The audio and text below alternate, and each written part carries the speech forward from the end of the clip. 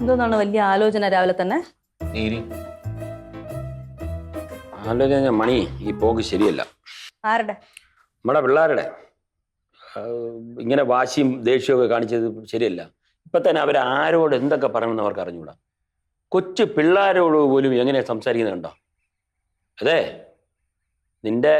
നിന്റെയും നിന്റെ ആംഗ്ലയുടെയൊക്കെ വാശിയും സ്വഭാവം തന്നെ കിട്ടിയിട്ടുള്ളത്. ദിവ്യേട്ടന് പറച്ചിൽ കേട്ടാത്തൊന്ന് ഞാനും എന്റെ ആംഗ്ലെ നാട്ടുകാരോട് അങ്ങോട്ട് ചെന്ന് അടി ഉണ്ടാക്കണമെന്ന് എന്നല്ല ഞാൻ പറഞ്ഞത്. പക്ഷെ നീ ഓർത്ത് നോക്ക്, ഈ വീട് വാങ്ങിച്ചിട്ട് എത്ര നാളായി? ഇതിനിടയ്ക്ക് എന്തുമാത്രം വഴക്ക്, പോലീസ് കേസ്. ഇതിൻ്റെയൊക്കെ കാര്യം എന്താ അറിയുമോ? നിന്റെ ആംഗ്ലയുടെ പിടിവാശിയാണ്. എന്തോന്ന് നിങ്ങളെ പോലെ ഗാന്ധി മാർഗം സ്വീകരിച്ച് അടി ഇരന്ന് വാങ്ങാനൊന്നും ഞങ്ങളെ കിട്ടൂല. ഗാന്ധി മാർഗോ? ഞാൻ ഗാന്ധി മാർഗത്തിലാണെന്ന് നിന്റെ താര് പറഞ്ഞു. എന്നല്ലേ? എടി, നിനക്കറിയാമോ, പണ്ട് നമ്മുടെ നാട്ടില് ഞങ്ങളുടെ വീടിൻ്റെ അടുത്തുള്ള മാടനട ക്ഷേത്രത്തില് കൊടിയേറ്റിൻ്റെ അന്ന് കരക്കാര് തമ്മിൽ എന്തോ പ്രശ്നം നടക്കുമ്പോൾ ഒരു കണ്ണൻ എന്ന് പറഞ്ഞൊരു ഗുണ്ടയല്ല ആക്ച്വലി, പക്ഷെ ഒരു കിടിലോണവൻ. അങ്ങനെ എല്ലാവർക്കും പേടിയാണ്. ആറടി പോക്കും, അവൻ്റെ കൈയൊക്കെ ഈ വണ്ണമുണ്ട്. അവ പറഞ്ഞാൽ ഇട്ടുകയെന്നുണ്ടല്ല, ഇരിപ്പതാണ്.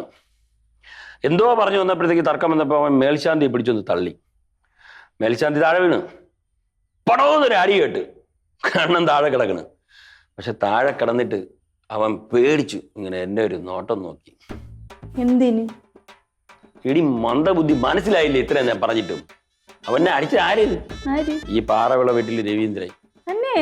പിന്നെ പക്ഷെ കണ്ണനെ പിന്നെ അതിന് ശേഷം ആ ഏരിയ കണ്ടിട്ടില്ല. പക്ഷെ അടി അത് ഓർക്കാൻ വയ്യ. നിങ്ങൾ എന്തിനാ അത് ഓർക്കണേ? അല്ല, ഞാൻ പറഞ്ഞത് അന്ന് മുതൽ ഞാൻ ഈ ഒരു പ്രശ്നത്തിന് പോകണ്ടെന്ന് തീരുമാനിച്ചു. അങ്ങനെ ഒന്ന് ഒതുങ്ങി നിൽക്കുന്നവനാണ്. മനസ്സിലായ? ഈ കഥ ചിന്നു പറഞ്ഞിട്ട് പക്ഷെ ഈ രീതിയിലല്ല, വേറെ രീതിയിൽ പറഞ്ഞു കേട്ടതായിട്ട്. ചിന്നുവിനൊന്നും അറിഞ്ഞൂടാ, ഇത് എനിക്ക് മാത്രമേ അറിയുള്ളൂ. ചിന്നു പറഞ്ഞ വേറെ വല്ലായിരിക്കും. ഇത് ചിന്നുവിനൊന്നും ആർക്കും അറിഞ്ഞൂടാ, എനിക്ക് മാത്രമേ അറിയുള്ളൂ. എന്താണ് രാവിലെ രണ്ടുപേരും ഭയങ്കര തള്ളാണല്ലോ? മക്കളെ, നിന്റെ അച്ഛനെ പണ്ട് വലിയ ഗുണ്ടായിരുന്നു. നാട്ടുകാരെ അടിച്ചടിച്ച് മടുത്ത് വെറുത്തപ്പോഴാണ് പിന്നെ അത് നിർത്തിയെന്ന്. ഞാൻ ഗുണ്ടാന്നൊന്നും പറഞ്ഞിട്ടില്ല. ഒരു ഇൻസിഡന്റ് പറഞ്ഞു. ഗുണ്ടേ? പിന്നെ ഞാൻ നിങ്ങളുടെ അടുത്തൊരു കാര്യം പറയണം, സീരിയസ് ആയിട്ട് പറയണം. കുറച്ച് ഒതുങ്ങണം. ഈ നിങ്ങളുടെ ഈ ദേഷ്യവും ഭാഷയൊക്കെ കളയണം. അല്ലാതെ അമ്മയുടെ മാമന്റെ സ്വഭാവം കാണിക്കില്ലേ? ആ രീതിയിലുള്ള സംസാരം ഒന്നും പാടില്ല കേട്ടോ. സംസാരിച്ചു പൊതുവെയുള്ള കാര്യം പറഞ്ഞതാണ്. പൊതുവേ ഉള്ള ഒന്നുമില്ല. ഞങ്ങൾ ആരടുത്ത് അങ്ങോട്ട് പോയി അടി ഉണ്ടാക്കാനൊന്നും പോറില്ല. പക്ഷെ ഇങ്ങോട്ട് വന്നാ വെറുതെ വിടൂല. പിന്നെ പണ്ടത്തെ പെമ്പിളരെ കണക്ക് ആരെങ്കിലും എന്തെങ്കിലും പറഞ്ഞു കഴിഞ്ഞാൽ റൂമിൽ വന്നിട്ട് കരയാനൊന്നും ഞങ്ങൾക്ക് പറ്റൂല. അങ്ങനെ തന്നെ.